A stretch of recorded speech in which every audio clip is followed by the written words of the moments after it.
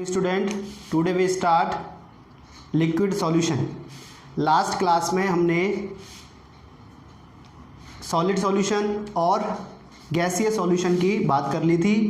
अब हम इस क्लास में जो स्टार्ट करेंगे वो है आपका लिक्विड सॉल्यूशन। लिक्विड सॉल्यूशन में जो सॉल्यूट पार्टिकल होगा that one present liquid form and solvent also present in liquid form. तो लिक्विड की कंडीशन दोनों ही है, सॉल्यूट भी लिक्विड है और सॉल्वेंट भी लिक्विड है, then become solution call is liquid solution. Clear? Liquid solution में आपकी बात ये आती है कि मैंने आपको स्टार्टिंग में जब लेक्चर स्टार्ट किए थे या केमिस्ट्री का फर्स्ट जब चैप्टर आपको स्टार्ट किया था तो वहाँ पे एक चार्ट बन के बताया था कि हम किस सॉल्यूशन में किसकी स्टडी करेंगे। गैसीय सॉल्यूशन की हमने जो स्टडी किया है वो हेनरी लॉ स्टडी किया था। सॉलिड सॉल्यूशन के लिए हमने सॉल्युबिलिटी देखी थी कि सॉलिड में किस प्रकार डिजोल्व है, सॉलिड किस प्रकार डिजोल्व होता है उसमें। Is it clear? तो उसकी बात हम करने वाले हैं और यहाँ पर सॉलिड सॉल्यूशन की बात आगे भी और भी होगी सिलेबस के अकॉर्डिंग। लिक्विड सॉल्यूशन में हम स्टडी करेंगे राउट लॉ की, लेकिन लिक्विड सॉल्यूशन स्टार्ट करने पे पहले मैं आपको उसकी कुछ जनरल चीज़ें जैसे for example vapour pressure and vaporisation. What is the difference vaporisation and vapour pressure, ये आपको अंडरस्टैंड होना कंपलसरी है, क्योंकि without vaporisation and vapour pressure के अपन लिक्विड सॉल्यूशन का इमेजिनेशन नहीं कर पाएंगे। तो उस इमेजिनेशन को या अपन राउट लॉ पे जाएं उससे पहले इन दोनों टर्म को आपको एक्सप्लेन करना होगा। तो लिक्विड सॉल्यूशन उसके बाद स्टार्ट करेंगे। First we start vaporisation and vapour pressure.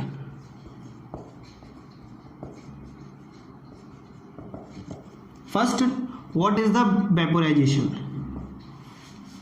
Everyone know that what is the vaporization। एक जनरल लैंग्वेज में मैं आपके लिए बोलूँ तो वेपोराइजेशन होता है किसी लिक्विड का वेपर में कन्वर्ट होना। कोई भी लिक्विड पार्टिकल्स है उसके वेपर फॉर्म होना, that is called vaporisation process. Is it clear? अब वेपोराइजेशन की एक सिंपल सी स्वीट सी डेफिनेशन यदि अपन बोले हैं तो डेफिनेशन क्या होगी कि डेफिनेशन की बात करें, किसी एक ओपन बीकर में अपन एक वॉलेटाइल सॉल्यूशन ले लें। When a volatile liquid keep in the a open beaker then liquid convert in vapour phase, that process call is vaporisation. Is it clear? अब वेपोराइजेशन की जो प्रोसेस है ना वो लिक्विड के अंदर एवरी टेम्परेचर पर होती है। ऐसा नहीं कि उसको फिक्स टेम्परेचर रिक्वायर्ड रहेगा, किसी भी टेम्परेचर पर लिक्विड का वेपर में कन्वर्ट होना। अब वो प्रोसेस जो कहलाएगी दैट इज कॉल्ड वेपोराइजेशन। अब इसके लिए देखो मैं आपके लिए एक प्रैक्टिकल्स करके बताते हैं, और वो प्रैक्टिकल्स क्या हैं। किसी एक बीकर में या एक वेसल्स में अपन ने कोई लिक्विड ले लिया है और ये बीकर जो है वो ओपन है, ऊपर से मैंने क्लोज नहीं किया है। सो जब ये ओपन बीकर है तो ये सम अमाउंट में एनर्जी को एब्जॉर्ब करेगा। वॉलेटाइल्स लिक्विड है ये। What is the liquid? Volatiles means होता है वेपर में कन्वर्ट होने वाले लिक्विड जो टेम्परेचर को गेन करके या एनर्जी एब्जॉर्ब करके लिक्विड टू कन्वर्ट होता है वेपर में, that is liquid call volatile liquids. अब इस वेपोराइजेशन प्रोसेस को एक्सप्लेन करने के लिए मैंने कोई वॉलेटाइल लिक्विड लिया है आपके ओपन बीकर में। अब ओपन बीकर में लेने पर होगा क्या कि ये एनर्जी को एब्जॉर्ब करेगा टू एटमॉस्फेयर में जो चारों तरफ से उसका सराउंडिंग का टेम्परेचर है उसको वो नोटिस करेगा। उसको नोटिस करते हुए वो एनर्जी एब्जॉर्ब करेगा, इसके साइड से इस सरफेस से एब्जॉर्ब करेगा। Then liquid convert vapour phase, volatile liquid convert liquid to vapour phase, that process call is vaporisation. मतलब इसके यहाँ से पार्टिकल्स गैस फॉर्म में रिलीज होने लग जाएंगे और आउटसाइड द बीकर मूव करेंगे। इस टाइप से लिक्विड का वेपर में कन्वर्ट होना, that process call is vaporisation. Is it clear? अब सेम ही कंडीशन जो आती है वो आपकी वेपर प्रेशर की आती है।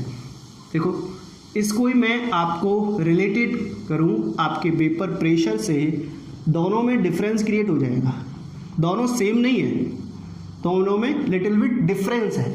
और डिफरेंस क्या है, लेट्स सी।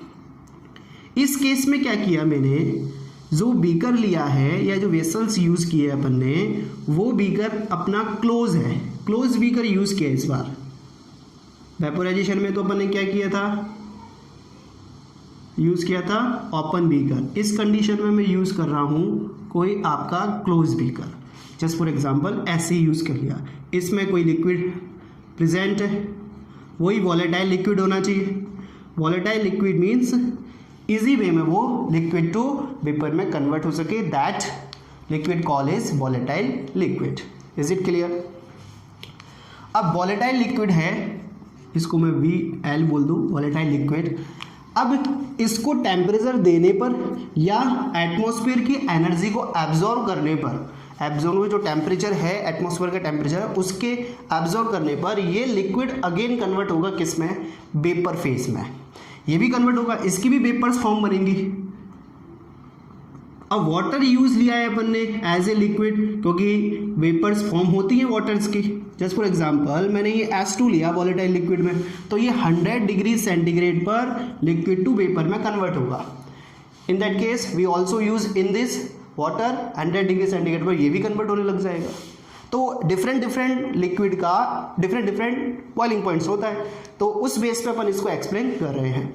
तो मैंने यहाँ पे यूज़ किया है क्या, वाटर। तो वाटर की कंडीशन में हुआ क्या, 100 डिग्री सेंटीग्रेड टेम्परेचर एब्जॉर्ब करने पर यहाँ पर लिक्विड कन्वर्ट हो गया किसमें, वेपर फेज में, और वेपर यहाँ पर फॉर्म होने लग गई। अब ये आउटसाइड नहीं जा सकती। क्यों नहीं जा सकती, क्योंकि बीकर क्या है, ऊपर से कंप्लीटली क्लोज्ड है। जब बीकर अंदर से क्लोज है, ऊपर से कंप्लीटली क्लोज किया हुआ है, तो ये वेपर्स वापस उस सरफेस से टकराकर नीचे आने लगेंगे। कहाँ आने लगेंगी, नीचे की साइड आने लगेंगी और इस लिक्विड में जाने लगेंगी। मतलब फर्स्ट लिक्विड कन्वर्ट होगा किस में, वेपर्स में। First liquid convert vapour and after some time and after 100 degree centigrade temperature vapor convert in liquid. First liquid convert vapors and then vapor convert liquid. ऐसी process continuous में चलती रहेगी और उस इक्वेशन को या उस प्रोसेस को बोलते हैं equilibrium conditions. Number of element liquid convert vapor and number of same element vapor convert liquid, that process called is equilibrium condition and this is process called is vapor pressure की condition में हम study कर रहे हैं। अब ये process continue चल रही है, वेल नोन है। तो इस कंडीशन में जब ये पहले इधर से गए और वापस उससे टकरा के नीचे आए, तो इस सरफेस एरिया पर, लिक्विड के सरफेस एरिया पर कुछ फोर्स अप्लाइड करते हैं, कुछ फोर्स अप्लाइड करते हैं, that force call is vapour pressure. Is it clear? When liquid convert vapour and vapour convert liquid, then vapor particle applied some amount of force on the liquid surface, volatile liquid surface, that pressure called is vapor pressure. Vapour pressure और vaporisation में difference है। वो क्या difference है कि इस condition में हमने क्लोज बीकर वेसल्स यूज़ किया है, क्लोज बीकर यूज़ किया है, इस कंडीशन में ओपन बीकर यूज़ किया है। कंडीशनली यहाँ से ये लिक्विड टू वेपर कन्वर्ट हो जाएंगे। आफ्टर सम टाइम ये बीकर वैकेंट हो जाएगा, खाली हो जाएगा। क्यों हो जाएगा? क्योंकि लिक्विड मतलब वेपर पार्टिकल को कोई भी बाउंडेशन नहीं है, कोई भी रोक नहीं है। उस कंडीशन में ये लिक्विड वेपर में कन्वर्ट हो जाएंगी और ये वेपोराइजेशन प्रोसेस कहलाएगा। क्लियर? लेकिन हम बात करते हैं कि इस लिक्विड की कंडीशन में, तो लिक्विड की कंडीशन में हम देख रहे हैं कि यहाँ पर होगा क्या कि ये वेपर प्रेशर में पहले लिक्विड टू वेपर कन्वर्ट होगा, then vapour convert again liquid में, and some amount force applied on the liquid surface, that process call is vapour pressure. अब एक बात और बता दूं कि वोलेटाइल लिक्विड्स आपका डिफरेंट हो सकता है, उस बेस पे वेपर प्रेशर भी इफेक्ट करेगा। जितना ज़्यादा बॉइलिंग पॉइंट उतनी लेट ही वेपर प्रेशर अप्लाइड होगा, जितना कम बॉइलिंग पॉइंट होगा उतनी जल्दी वेपर प्रेशर अप्लाइड हो जाए। तो इसकी कंडीशन के लिए मैं एक कंडीशन लिख दे, एक इक्वेशन में आपको एक्सप्लेन करूँ। Liquid convert vapour, liquid convert vapour. तो लिक्विड कन्वर्ट हो रहा है किसके अंदर, वेपर्स के अंदर। That process call is vaporisation, that process call is vaporisation. And vapour again convert in liquid, that process call is condensation, that process call is condensation. Is it clear? That process called is condensation. When liquid convert vapor, that process called vaporization. And again gas particle convert in liquid phase, that process called is condensation. एक time पे आके इसका इसमें converge होना, इसका इसमें converge होना, दोनों के बीच में एक स्टेट आती है। उस स्टेज को ही जो ये यहाँ पर एरो रिप्रेजेंट हो रहा है ना, ये वाला arrow, that arrow represented equilibrium state. कौन सी स्टेट को रिप्रेजेंट कर रहा है ये, इक्विलिब्रियम स्टेट को रिप्रेजेंट कर रहा है। Is it clear? तो इस कंडीशन में हम वेपोराइजेशन और वेपर प्रेशर को एक्सप्लेन करना है। तो एक बार देख लें आप, दोनों की डेफिनेशंस और दोनों के प्रैक्टिकल प्रूफ हैं आपके लिए। इससे आपको एक्सप्लेन हो जाए कि कैसे अपन आगे लिक्विड सॉल्यूशन को स्टडी करेंगे। तो देख लो एक बार।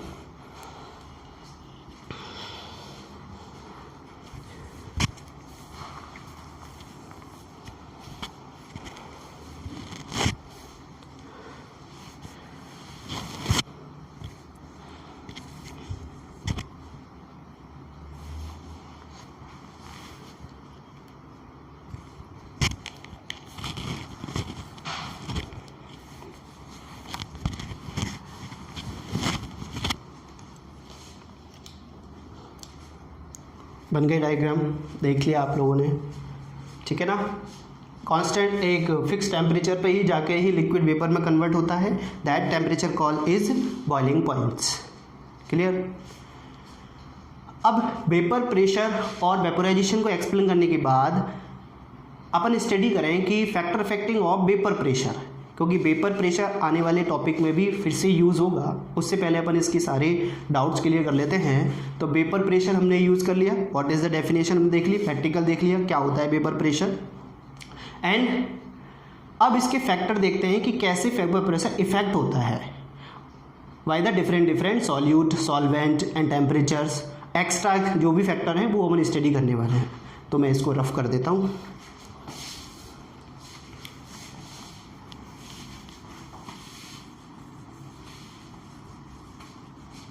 वॉलेटाइल लिक्विड ही होना चाहिए, ध्यान रखना, नॉन वॉलेटाइल नहीं होना चाहिए, बिकॉज वॉलेटाइल लिक्विड ही कन्वर्ट होता है आपका किस में, गैस, लिक्विड टू गैस या liquid to vapour. Non volatile use ही नहीं होगा। अब हम स्टडी कर रहे हैं फैक्टर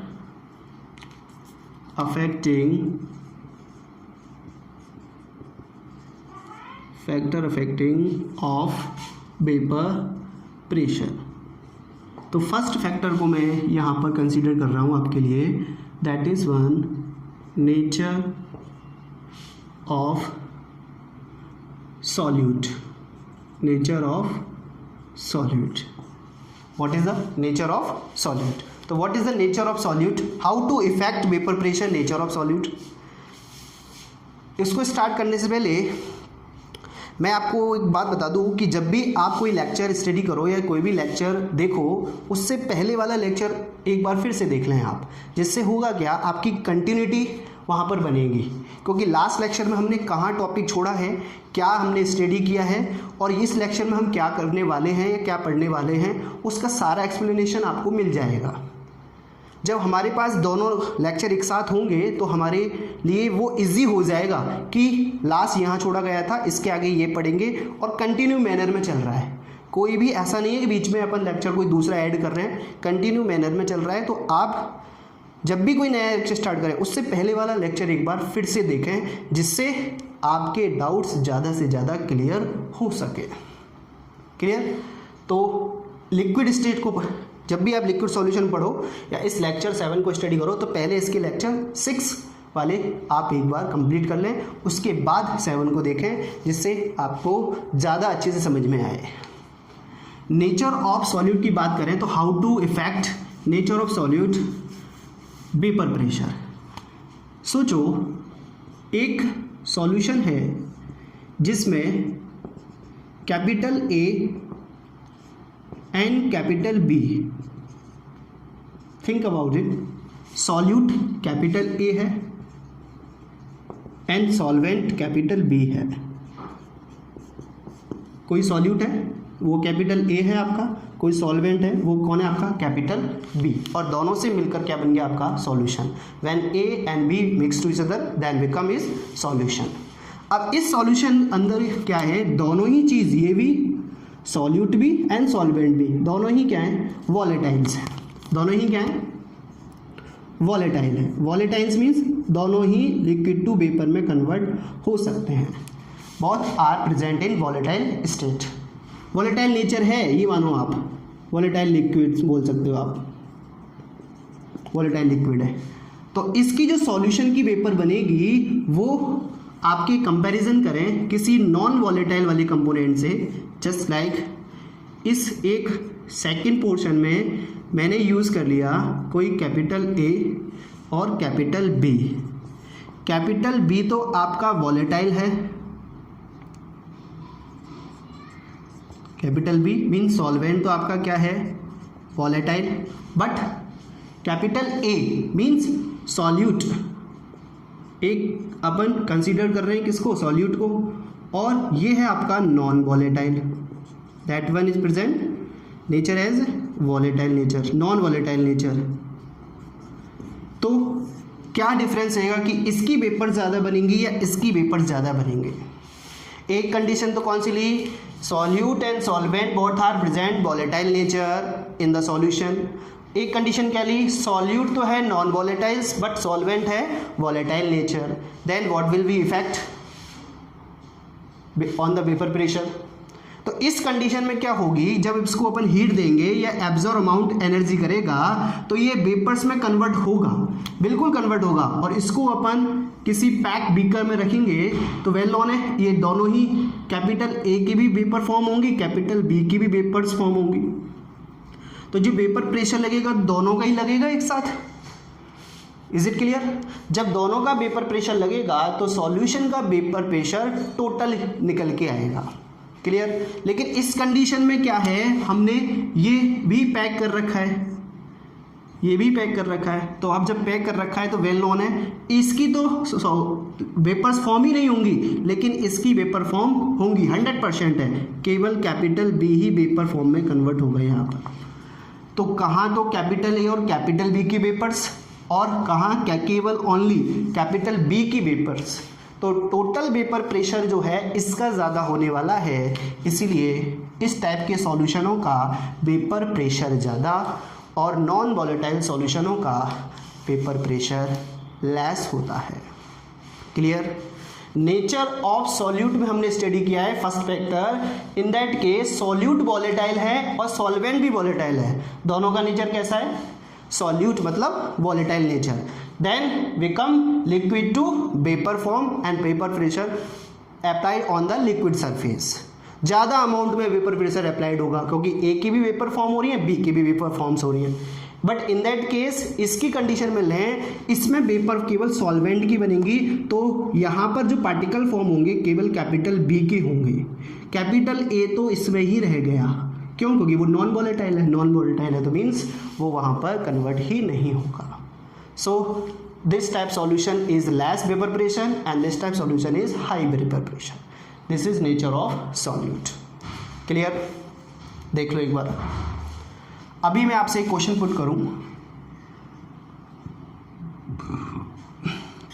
एक तो मैंने सॉल्यूशन बनाया H2O प्लस एथेनॉल, ये आपके लिए क्वेश्चन है, ethanol plus H2O, and second मैंने यूज़ किया H2O प्लस NaCl।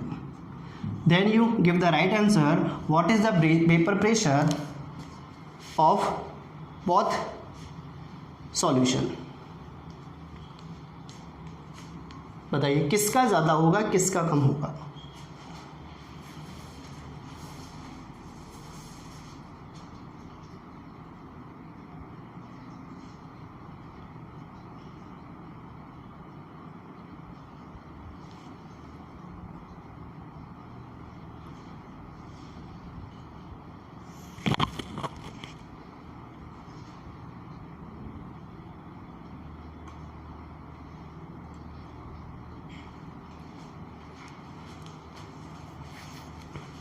देख लिया, पता चला कुछ किसका ज़्यादा होगा? आंसर में सही है आपका ये वाला। रीज़न, क्योंकि इस कंडीशन में आपका सॉल्यूट और सॉल्वेंट दोनों ही क्या हैं? आपके वॉलेटाइल नेचर के हैं। तो वॉलेटाइल नेचर के हैं तो वेल नोन है इन दोनों की वेपर फॉर्म होंगी, और वेपर फॉर्म होंगी तो टोटल वेपर प्रेशर अप्लाइड होगा on the liquid surface, solution surface. इस केस में आपका NaCl जो है वो नॉन वॉलेटाइल है। जब नॉन वॉलेटाइल है तो NaCl की वेपर फॉर्म नहीं फॉर्म होंगी, और जब ऐसा सिचुएशन आती है तो उस कंडीशन में होगा क्या कि वेपर स्पेस केवल H2O की फॉर्म होगी। सरफेस एरिया पर जो वेपर प्रेशर अप्लाइड होगा केवल H2O के पार्टिकल्स का होगा, इसके पार्टिकल्स का नहीं होगा। तो कहाँ तो 2 के पार्टिकल्स का वेपर प्रेशर, कहाँ सिंगल के, तो उसका वेपर प्रेशर ज़्यादा रहेगा। सेम कंडीशन से तो देख लो एक बार, यही है आपका आंसर। दूसरे फैक्टर पे अपन चलें तो सॉल्वेंट नेचर भी इफेक्ट करता है यहाँ पर। एक तो हो गया आपका nature of solute, second one solvent nature. तो सॉल्वेंट नेचर कैसे इफेक्ट करेगा, let's C.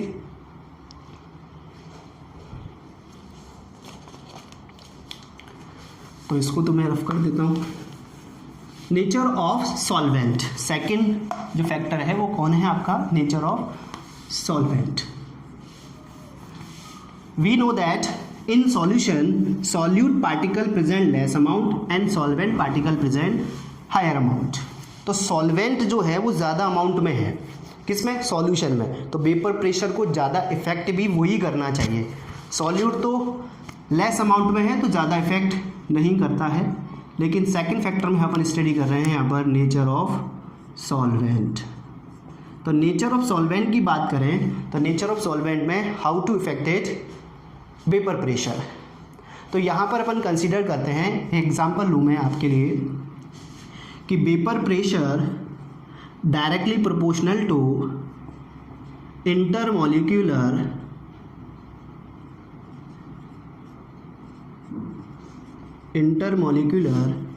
Distance upon intermolecular force. Clear? दोनों ही एक ही पॉइंट में मैंने कंसीडर कर दिए हैं तो आपको कोई प्रॉब्लम नहीं होगी।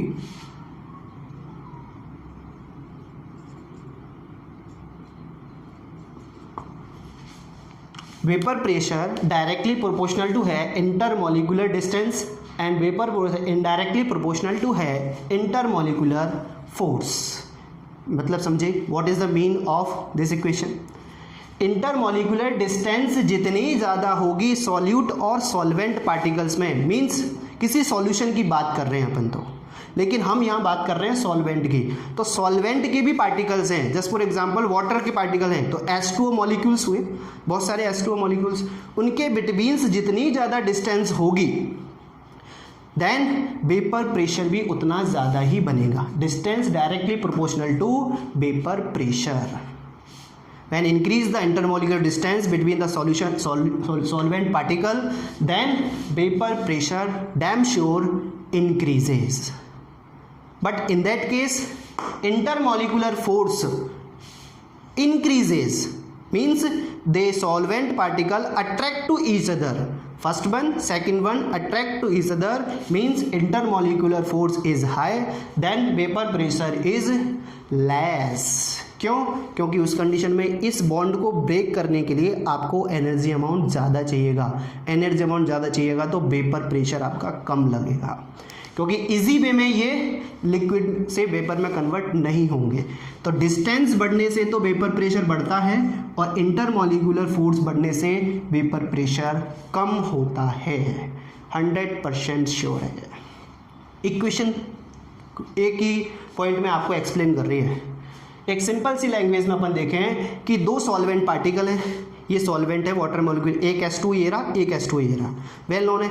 एक बार तो डिस्टेंस इनकी इतनी थी तो वेल नोन है इनके बीच सम अमाउंट अट्रैक्शन है। जब अट्रैक्शन है तो वेल नोन है इस अट्रैक्शन को ब्रेक करने के लिए आपको एनर्जी अमाउंट भी ज़्यादा देना पड़ेगा। एनर्जी अमाउंट देना पड़ेगा तो लेट वेपर फॉर्म बनेंगे क्योंकि डिस्टेंस कम है। बट इमेजिन करो इनके बिटवीन डिस्टेंस ज़्यादा आ जाए, इतनी डिस्टेंस आ जाए तो अब टेम्परेचर की रिक्वायरमेंट कम हो जाएगी। इजी वे में ये पार्टिकल भी वेपर में कन्वर्ट हो जाएगा, ये पार्टिकल भी वेपर में कन्वर्ट हो जाएगा। Then after some time applied vapour pressure on the liquid surface, that is intermolecular distance increases. Is it clear? But in that की इंटरमोलिकुलर फोर्स जितने ज़्यादा पास होंगे उतना ज़्यादा अट्रैक्शन होगा, अट्रैक्शन होगा तो हम कह सकते हैं लेट कन्वर्ट होंगे किसमें, लिक्विड टू वेपर में। अब जो लिक्विड टू वेपर में लेट कन्वर्ट हो रहा है कोई पार्टिकल, तो वेपर प्रेशर कम अप्लाइड हो रहा है। अब यही इंटरमोलिकुलर फोर्स कम हो जाए, कम कब होगा, जब डिस्टेंस बढ़ जाएगी। तो इंटरमोलिकुलर डिस्टेंस यहाँ पर कम है, ज़्यादा है, उस कंडीशन में हो जाएगा क्या, वेपर प्रेशर यहाँ पर कम हो जाएगा। इस इक्वेशन को हम यहाँ पे एक्सप्लेन करते हैं फॉर वेपर प्रेशर। अब इस कंडीशन के लिए मैं आपको लिए एक एग्जांपल बताऊं तो आपको बताना है, सॉल्वेंट को कंपैरिजन कर रहा हूं मैं। सॉल्वेंट कौन सा है, एक केस में तो मैंने यूज़ कर लिया आपका ईथर, और सेकंड केस में मैंने यूज़ कर लिया कोई अल्कोहल यूज़ कर लिया। दोनों ही सॉल्वेंट कंडीशन ली है मैंने, कोई सॉल्यूशन कंडीशन नहीं ली। फर्स्ट वन मतलब कैपिटल ए इसको एज्यूम कर रहा हूँ, ये तो रहने दो। सॉल्वेंट आपका ये है, एक सॉल्वेंट ये है, तो आपको बताना है कि which one is the represent high vapour pressure and why. बताइए,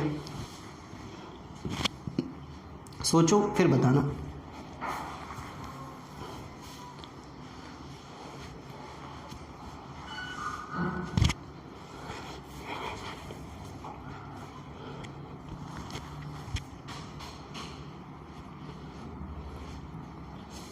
मिला आंसर, आया कुछ आंसर? तो देखिए किसका होगा वेपर प्रेशर, ईथर के वेपर प्रेशर ज़्यादा होंगे comparison to alcohol, because alcohol के पार्टिकल्स के बिटवीन हाइड्रोजन बॉन्ड प्रेजेंट होता है। What is the hydrogen bond, C2H5OH।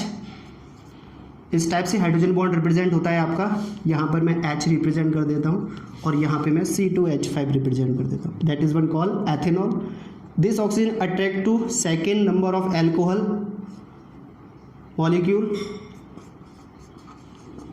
and again attract to again, so this is hydrogen bond, that bond call is hydrogen bond।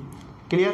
तो alcohol में bonding ज़्यादा है, intermolecular force ज़्यादा है, एक मॉलिक्यूल दूसरे मॉलिक्यूल को अट्रैक्शन कर रहा है, उस कंडीशन में इंटरमोलिकुलर फोर्स ज़्यादा होने से डिस्टेंस हो जाएगी कम, ये आगे पास आने से वेपर प्रेशर हो जाएगा भी कम हो जाएगा।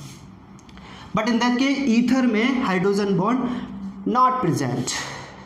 अब जब प्रेजेंट ही नहीं है तो ऐसे हाइड्रोजन बॉन्डिंग नहीं होगी, एक पार्टिकल ईथर का उधर जाएगा, एक पार्टिकल इधर जाएगा, दोनों के बीच में डिस्टेंस क्रिएट हो जाएगी, और डिस्टेंस क्रिएट हो जाएगी तो इंटरमोलिकुलर डिस्टेंस ज़्यादा हो गई, पेपर प्रेशर ज़्यादा हो जाएगा। ठीक है, तो ये अपन एक एग्जांपल ले सकते हैं। आप जनरल वे में समझ सकते हैं, कोई 2 पर्सन हैं, कैपिटल ए कोई पर्सन है, कोई कैपिटल बी है, उनके बीच बॉन्डिंग कब अच्छी होगी, तब उनके बीच बॉन्डिंग कब अच्छी होगी है तब उनकी डिस्टेंस कम होगी। इतनी डिस्टेंस पे हैं कोई पर्सन, या कोई एज्यूम करें अपन एक इमेजिनरी वे में ले हैं, तो 2 पर्सन के बीच में यदि इंट्रैक्शन ज़्यादा है तो उनके बॉन्डिंग भी क्लोज होगी, और जब बॉन्डिंग क्लोज है तो वहाँ पर उस बॉन्डिंग को ब्रेक करने के लिए आपको टेम्परेचर रिक्वायर्ड रहेगा। उस बॉन्डिंग को आप इजी में ब्रेक नहीं कर सकते। लेकिन यदि बॉन्डिंग ही नहीं है, डिस्टेंस बहुत ज़्यादा है, कोई अट्रैक्शन है ही नहीं, कोई एक दूसरे से बातचीत है ही नहीं, तो वहाँ पर ये अपने ही मौज मस्ती में रहेंगे, जिससे कह सकते हैं कि वहाँ पर आसानी से ब्रेक किए जा सकते हैं। तो ये आपका सेकंड फैक्टर है, nature of solvent. Third factor को अपन कंसीडर करें तो third one is temperature. Third one is temperature. तो let's see how to effected temperature vapour pressure. एक सीधी सिंपल सी इसकी लाइन है, vapour pressure directly proportional to temperature. जैसे जैसे इंक्रीज करते जाओगे टेम्परेचर को, vapour pressure also increases continuously, ठीक है ना। वेपर प्रेशर कंटिन्यूसली इंक्रीज होता रहेगा क्योंकि liquid particle liquid to vapour में इजी वे में कन्वर्ट होने लगेंगे, और इजी वे में कन्वर्ट होने लगेंगे तो जो जितनी जल्दी लिक्विड टू वेपर में जाएगा वो उतनी ही जल्दी वापस liquid to vapour liquid solid to vapour to liquid में भी आएगा। तो उस कंडीशन में वेपर प्रेशर ज़्यादा अप्लाइड होगा, और जहाँ पर लो टेम्परेचर है वहाँ पर वेपर प्रेशर कम अप्लाइड होगा। देखो दो व्हीकल्स का एज्यूम इसमें भी कर लेते हैं।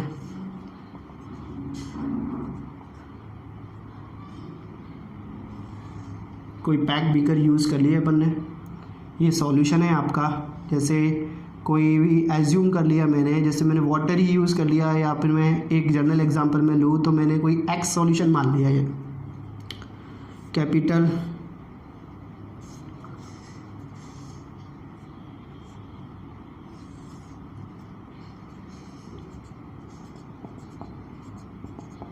ये भी कैपिटल एक्स सॉल्यूशन मान लिया। अब सोचो टेम्परेचर का इफेक्ट पड़ रहे हैं, तो एक को तो मैं दे रहा हूँ 50 डिग्री सेंटीग्रेड टेम्परेचर और एक को दे रहा हूँ 100 डिग्री सेंटीग्रेड टेम्परेचर। तो टेम्परेचर डिफरेंट है, तो टेम्परेचर के डायरेक्टली प्रोपोर्शनल टू है, तो वेल नोन है। इसकी वेपर्स जो बनेंगी वो बनेंगी तो सही, लेकिन आफ्टर सम टाइम, मतलब टेक टाइम लेने के बाद बनेंगी, लेकिन इसकी वेपर्स इससे जल्दी बन जाएंगी। और जब वेपर्स जल्दी बनेंगी तो वेल नोन है वेपर वापस ऊपर से टकरा कर सरफेस एरिया पर कुछ ना कुछ फोर्स अप्लाइड करेंगे, that force call is vapour pressure. इसमें भी होगा लेकिन इससे कम होगा, तो वेपर प्रेशर किसका ज़्यादा, इसका ज़्यादा होगा। डायरेक्टली प्रोपोर्शनल टू है, when increase temperature vapour pressure also increases. Is it clear. तो ये हमने कंडीशन पढ़ी है वेपर प्रेशर की और वेपोराइजेशन की।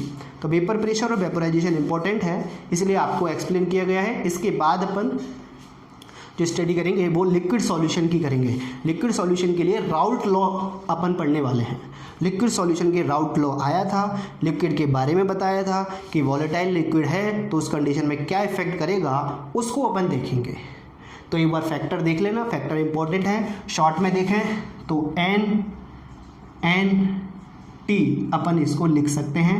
NNT का मतलब होता है nature of solute and nature of solvent, and third one is temperature. Clear. तो ये एक बार ये आप फैक्टर पढ़ लें, जनरल चीज़ें लेकिन इम्पोर्टेंट है। क्लियर। तो एक बार देख लें आप, आगे का अपन नेक्स्ट लेक्चर में कंटिन्यू करते हैं।